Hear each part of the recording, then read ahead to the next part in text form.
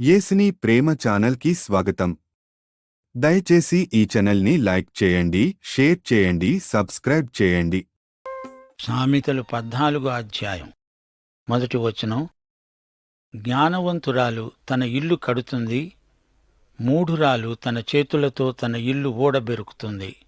సామెతల గ్రంథంలో చిన్న చిన్న సామెతలు చెప్పబడ్డాయి. ఈ సామెతల్లో చాలా వరకు బైబిల్లోని ఆయా వ్యక్తులకు చక్కగా వర్తిస్తాయి. అంతవరకు బాగానే ఉంది. గాని ఈ రోజున చాలా సమకాలీన సమస్యలకు ఈ సామెతలు అద్దం పడతాయి. అబ్రహాము భార్య శారా జ్ఞానవంతురాలు. యొకెబెదు మోషే తల్లి. ఆమె తన గృహాన్ని నిర్మించిన మహిళ. పరాయి దేశంలో తానొక బానిస. తన కుమారుణ్ణి కాపాడడానికి దాచిపెట్టింది. ఫరో పెంచుకున్న మోషే బాలునికి పాలిచ్చి పెంచే దాది అయింది. ఫరో కుమార్తెకు పనిమనిషిగా అంత గొప్ప పని చేసింది. తన కుమారునికి పసితనంలోనే దేవుణ్ణి గురించి, ఆయన ఇశ్రాయేలీయులకు చేసిన వాగ్దానాన్ని గురించి బాగా చెప్పింది, నేర్పింది. ఒమ్రీ కుమార్తె అయిన అతల్య ఇల్లు కట్టవలసింది పోయి చేజేతుల దాన్ని పడగొట్టింది. 2 దినవృత్తాంతములు 22 అధ్యాయం 2-3 వచనాలలో అతల్యాను గురించి చెప్పబడింది. అహజ్యా ఏలనారంభించినప్పుడు 42 ఏండ్లవాడై యెరూషలేములో 1 సంవత్సరము ఏలాడు. అతని తల్లి ఒమ్రీ కుమార్తె, ఆమె పేరు అతల్య. దుర్మార్గముగా ప్రవర్తించడానికి అతని తల్లి అతనికి నేర్పుతూ వచ్చింది. గనుక అతడు అహాబు సంతతి వారి మార్గమందే నడిచాడు. 11వ వచనం. భక్తిహీనుల ఇల్లు నిర్మూలమవుతుంది, యథార్థవంతుల గుడారం వర్ధిల్లుతుంది. ఒకని ఎదుట సరైనదిగా కనబడే మార్గము కలదు, అయితే తుదకది మరణానికి త్రోవ తీస్తుంది. అనేక మంది తప్పుడు సిద్ధాంతాలను పట్టుకుని దారి తప్పిపోతున్నారు. తమ సిద్ధాంతమే సరైంది అంటారు గాని చివరికి అది వారిని మరణానికి చేరుస్తుంది. ఒకడు నవ్వుతున్నా హృదయమున దుఃఖముండవచ్చు, సంతోషము తుదకు వ్యసనమవుతుంది. భక్తి విడిచిన వాని మార్గములు వానికే వెక్కసమవుతాయి. మంచివాని స్వభావము వానికే సంతోషమిస్తుంది. జ్ఞానము లేనివాడు ప్రతి మాట నమ్ముతాడు, వివేకి అయినవాడు తన నడతలను బాగా కనిపెడతాడు. 19వ వచనం. చెడ్డవారు మంచివారి ఎదుట భక్తిహీనులు, నీతిమంతుల తలుపునొద్ద వంగుతారు. 23వ వచనం. ఏ కష్టము చేసినా లాభమే కలుగుతుంది, ఒట్టి మాటలు లేమిడికి కారణాలు. 27వ వచనం. యెహోవాయందు భయభక్తులు కలిగి ఉండడం జీవపు ఊట, అది మరణపాశములో నుండి విడిపిస్తుంది. 30వ వచనం. సాత్వికమైన మనస్సు శరీరానికి జీవం, మత్సరం ఎముకలకు కుళ్ళు. దరిద్రుణ్ణి బాధించేవారు వాని సృష్టికర్తను నిందించేవారే. బీదలను కనికరించేవాడు ఆయనను ఘనపరిచేవాడే. 4వ వచనం. ఎద్దులు లేని చోట గాదెయందు ధాన్యముండదు, ఎద్దుల బలం చేత విస్తారమైన రాబడి ఉంటుంది. ఎద్దులు లేకుండా వ్యవసాయం చేయలేరు. ధాన్యం సమృద్ధిగా రావాలంటే ఎద్దులు అవసరం. పశుల శాలను శుభ్రంగా ఉంచడానికి ఎద్దులను తొలగించవద్దు. శాల శుభ్రంగానే ఉంటుంది గాని నీ గాదె ఖాళీ అవుతుంది. అలాగే మనకు అందరూ కావాలి, ఎవరినీ పోగొట్టుకోకూడదు. పొలం దున్నాలి, పంట పండించాలి. నాయకులు కొందరు ఎద్దులు లేని వ్యవసాయం చేస్తామంటున్నారు. అసాధ్యం. ఆ రోజుల్లో యంత్ర పరికరాలు లేవు, ఎద్దులు లేనిది వ్యవసాయమే లేదు. 6వ వచనం. అపహాసకుడు జ్ఞానాన్ని వెతకటం వ్యర్థం, తెలివిగలవానికి జ్ఞానం సులభం. అపహాసకులున్నారు, జాగ్రత్త. వారికి ఎవరేమి హితవు చెప్పినా గిట్టదు, నచ్చదు. వెటకారంగా మాట్లాడతారు. వారు జ్ఞానాన్ని అన్వేషించరు గనుక అది దొరకదు.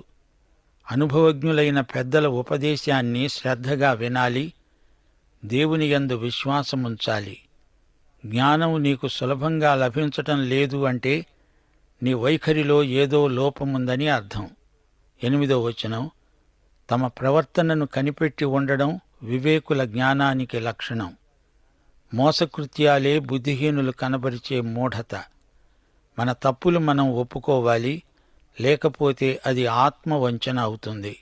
చిన్నపిల్లల్లాగా కండ్లు మూసుకున్నంత మాత్రాన సమస్యలు పోవు. కళ్ళు తెరిచి ముందుకు చూడాలి. తప్పులు ఒప్పుకొని సవరించుకొని ముందుకు సాగాలి. ఇది బుద్ధిమంతుల లక్షణం. 9వ వచనం, పాపులు చేసే అపరాధ పరిహారార్థ బలి వారిని అపహాస్యం చేస్తుంది. యథార్థవంతులు ఒకరియందు ఒకరు దయచూపుతారు. యెజెబెలు ఆధ్యాత్మిక విషయాలను అపహాస్యం చేసిన వ్యక్తి. అలాంటి మనస్తత్వం గలవారికి దూరంగా ఉండడం మంచిది. దేవుని బిడ్డలు పరస్పర సుహృద్భావంతో వ్యవహరిస్తారు. 10వ వచనం, ఎవని దుఃఖం వాని హృదయానికే తెలుస్తుంది. ఒకని సంతోషంలో అన్యుడు పాలివాడు కానేరడు. 12వ వచనం, ఒకని ఎదుట సరైనదిగా కనబడే మార్గము కలదు, అయితే తుదకు అది మరణానికి దారితీస్తుంది. సోదరీ సోదరులారా, గమ్యం చేరడానికి దగ్గర దోవల కోసం చూడవద్దు. సరైన మార్గంలో నడవాలంటే ఎంతో దీక్ష, త్యాగం అవసరం. 14వ వచనం, దేవునికి ప్రథమ స్థానమివ్వాలి, లేకపోతే నీ పద్ధతులు నీకే వెక్కసమైపోతాయి.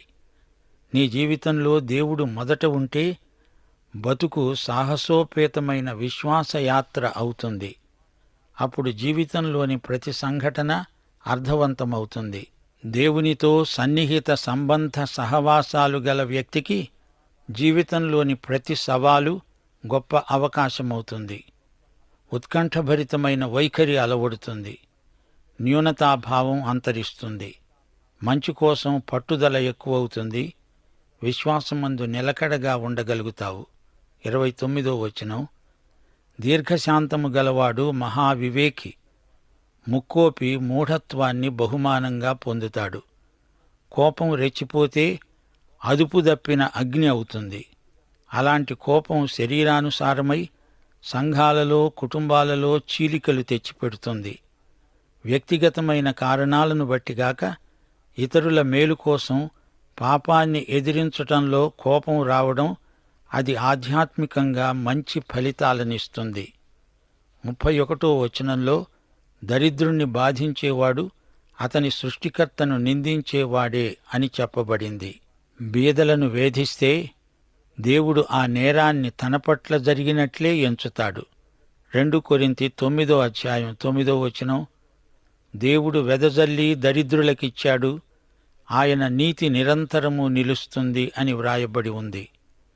యెషయా 58వ అధ్యాయం 7వ వచనం, నీ ఆహారము ఆకలిగొన్న వారికి పెట్టడము, దిక్కుమాలిన బీదలను నీ ఇంట చేర్చుకోవడము, వస్త్రహీనుడు నీకు కనబడినప్పుడు వానికి వస్త్రములివ్వడము, ఇదే గదా నాకిష్టమైన ఉపవాసము.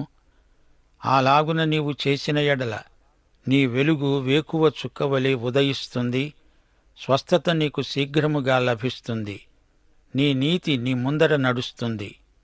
యెహోవా మహిమ నీ సైన్యపు వెనుకటి భాగమును కావలి కాస్తుంది. ఒకసారి యేసు ప్రభు ఒక యువకునితో చెప్పిన మాట మార్కు సువార్త 10వ అధ్యాయం 21వ వచనం, నీకు ఒకటి కొదువగా ఉన్నది, నీవు వెళ్ళి నీకు కలిగినవన్నీ అమ్మి బీదలకివ్వు, పరలోకమందు నీకు ధనము కలుగుతుంది, నీవు వచ్చి నన్ను వెంబడించు. సోదరుడా, సోదరి, వింటున్నారా? బుద్ధిహీనుడి ఎదుట నుండి వెళ్ళిపో అంటూ 7వ వచనంలో హెచ్చరిక చేయబడింది. గమనించారా? జ్ఞానం నిర్మించిన దాన్ని మూర్ఘత్వం, మౌఢ్యం నాశనం చేస్తాయి. భక్తిహీనుల ఇల్లు నిర్మూలమవుతుంది, యథార్థవంతుల గుడారం వర్ధిల్లుతుంది. 11వ వచనం, ఇది ఎంతైనా నిజం. దేవుని వాక్యానికి నీవు విధేయత చూపినప్పుడు అదే నీ జీవితానికి ఎంతో గట్టి పునాది, రాతి పునాది. మత్తయి సువార్త 7వ అధ్యాయం 21 నుండి 27వ వచనం వరకు యేసు ప్రభువు వారి ఉపమానం ఇదే చెబుతోంది. ప్రభువు ప్రభువు అని నన్ను పిలిచే ప్రతివాడు పరలోక రాజ్యములో ప్రవేశింపడు. పరలోకమందున్న నా తండ్రి చిత్తప్రకారము చేసేవాడే ప్రవేశిస్తాడు. ఆ దినమందు అనేకులు నన్ను చూచి, ప్రభూ, ప్రభూ, మేము నీ నామమున ప్రవచింపలేదా? నీ నామమున దయ్యములను వెళ్ళగొట్టలేదా? నీ నామమున అనేకమైన అద్భుతాలు చెయ్యలేదా అని చెబుతారు. అప్పుడు నేను వారితో చెబుతాను, నేను మిమ్మును ఎన్నడూనూ ఎరుగను. అక్రమము చేసేవారలారా, నా వద్ద నుండి పోండి. కాబట్టి ఈ నా మాటలు విని వాటి చొప్పున చేసే ప్రతివాడు బండమీద తన ఇల్లు కట్టుకున్న బుద్ధిమంతుణ్ణి పోలి ఉంటాడు. వాన కురిసింది, వరదలు వచ్చాయి, గాలి విసిరి ఆ ఇంటి మీద కొట్టింది. గాని దాని పునాది బండమీద వేయబడింది గనుక అది పడలేదు. ఈ నా మాటలు విని వాటి చొప్పున చేయని ప్రతివాడు ఇసుక మీద తన ఇల్లు కట్టుకొన్న బుద్ధిహీనుణ్ణి పోలి ఉంటుంది. వాన కురిసింది, వరదలు వచ్చాయి, గాలి విసిరి ఆ ఇంటి మీద కొట్టింది. అప్పుడది కూలబడింది, దాని పాటు గొప్పది. మూర్ఖుల వాచాలత్వం వినాశనాత్మకమైనది. వారి నోట గర్వం ఉంది, అది ఒక కడ్డీ వంటిది, ఇతరులకు హాని కలిగిస్తుంది. వారి మోసకృత్యాలు నమ్మకూడనివి, పాపమే లేదంటూ అపహసిస్తారు. విర్రవీగి నిర్భయంగా తిరుగుతారు. త్వరగా కోప్పడతారు, రెచ్చిపోతారు. వారివి దుర్యోచనలు. ముక్కోపి మూఢత్వం కనపరుస్తాడు. అయితే దేవునికి భయపడేవారు యథార్థపరులు. వీరెప్పుడూ కీడుగా కనపడే ప్రతిదానికి దూరంగా ఉంటారు. వీరికి ఆత్మవిశ్వాసం ఉంటుంది. ధైర్యము గలవారై క్షేమంగా ఉంటారు. మూర్ఖుల వలె ప్రవర్తించటం కంటే దేవుని యందు భయభక్తులు కలిగి బ్రతకడం ఎంతో మేలు. దేవుని బిడ్డలలో అసూయ ఏమాత్రమూ ఉండరాదు. సామెతల గ్రంథమంతటా యెహోవా యందలి భయభక్తులను పరిశుద్ధాత్మ ప్రబోధిస్తున్నాడు. 25వ వచనంలో నిజము పలికే సాక్షి మనుష్యులను రక్షిస్తాడు అని ఉంది. అబద్ధాలాడేవాడు వట్టి మోసగాడు. మత్తయి సువార్త 15వ అధ్యాయం 14వ వచనంలో ప్రభువు ఏమన్నాడు? గుడ్డివాడు గుడ్డివానికి త్రోవ చూపిన ఎడల వారిద్దరూ గుంటలో పడతారు గదా. సోదరీ సోదరులారా, ఈ అధ్యాయంలో ఐశ్వర్యము, ఐశ్వర్యవంతుడు పేర్కొనబడడం జరిగింది.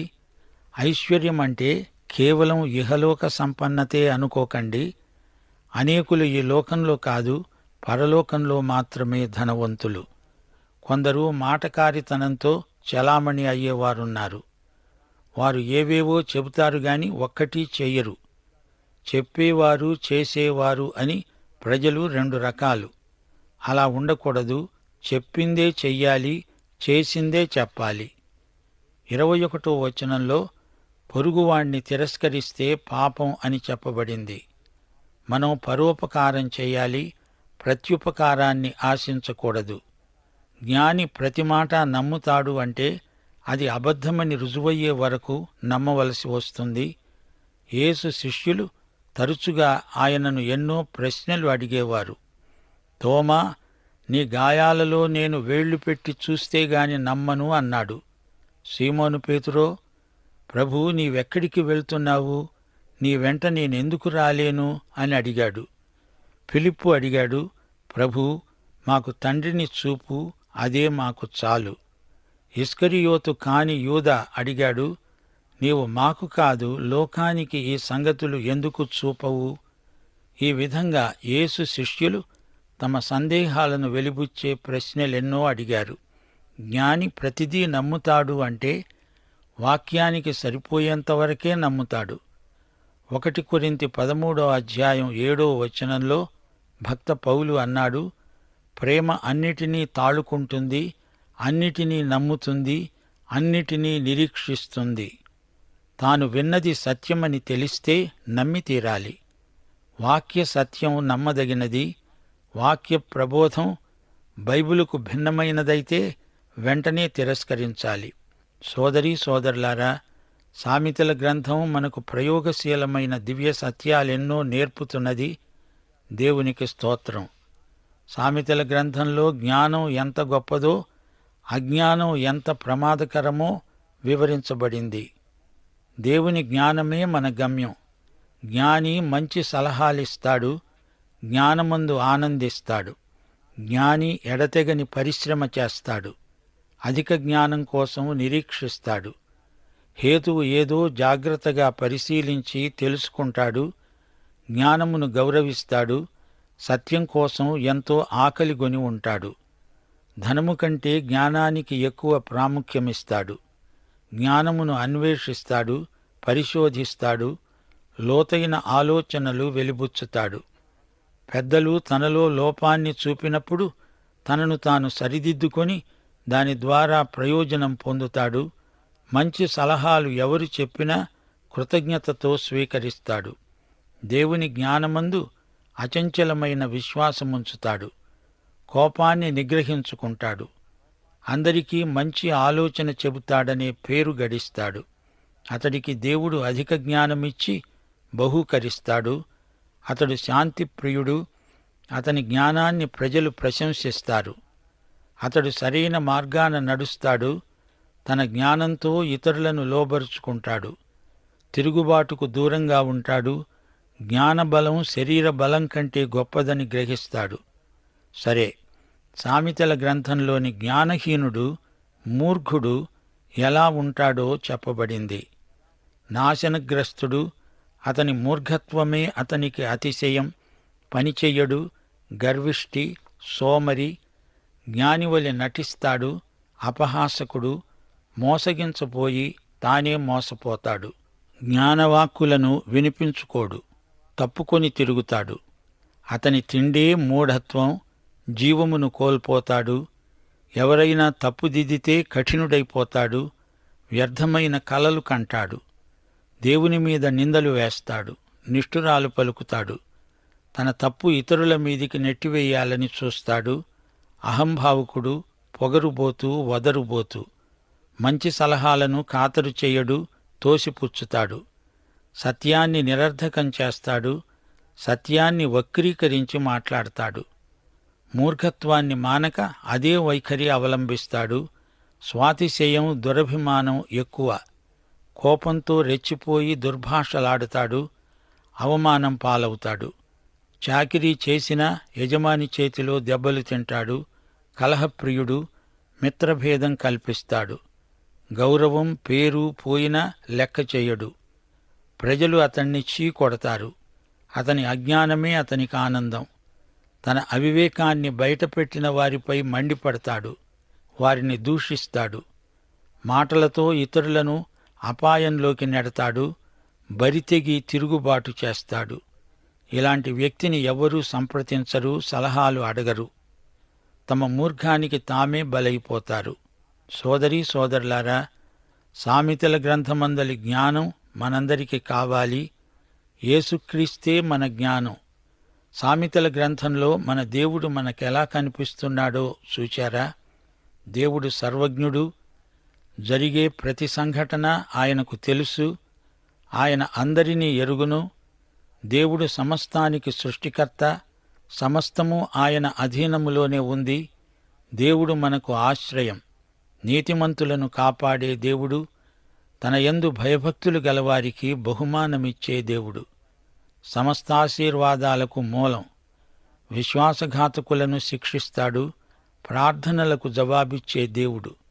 మన ప్రార్థనలందు ఆనందించే దేవుడు. తనకు విధేయులైన వారిని ప్రేమించే దేవుడు. బీదలను ఆదరిస్తాడు. విధవరాండ్రకు తోడునీడ. రోగులను స్వస్థపరిచే దేవుడు. పాపమయమైన హృదయాలను శుద్ధి చేసే దేవుడు. పాపాన్ని ద్వేషించే దేవుడు. సోదరీ సోదరులారా, లేఖనములలోని క్రీస్తును దర్శించండి. ఆయనను మహిమపరచండి. ఆయనను ఆరాధించండి. ఆయన వాక్యానికి విధేయులవండి. అన్ని విషయాలలో ఆయనను సంతోషపెట్టే ప్రయత్నం చెయ్యండి. సోదరుడా, సోదరి, కొంచెం ఆలోచించు. దేవుడు పలు సందర్భాలలో మన తలంపులను, ఉద్దేశ్యాలను, విలువలను తారుమారు చేస్తాడు. దేవుని సంకల్ప పరిధిలోకి రావడం ఒక్కొక్కప్పుడు సాహసమే అవుతుంది. కాని అందులో ఎంతో పరిమళం ఉంది. నీ చిత్తం ఏమంటోంది? ఈ విషయంలో దేవుని చిత్తమేమిటి? ఈ రెండిటి మధ్య సంఘర్షణ చాలా సందర్భాలలో తప్పనిసరి అవుతుంది. అలాంటప్పుడు దేవుని చిత్తమే గెలవాలి. దైవాశీస్సులు. ఆమేన్. దయచేసి ఈ ఛానల్ని లైక్ చేయండి, షేర్ చేయండి, సబ్స్క్రైబ్ చేయండి.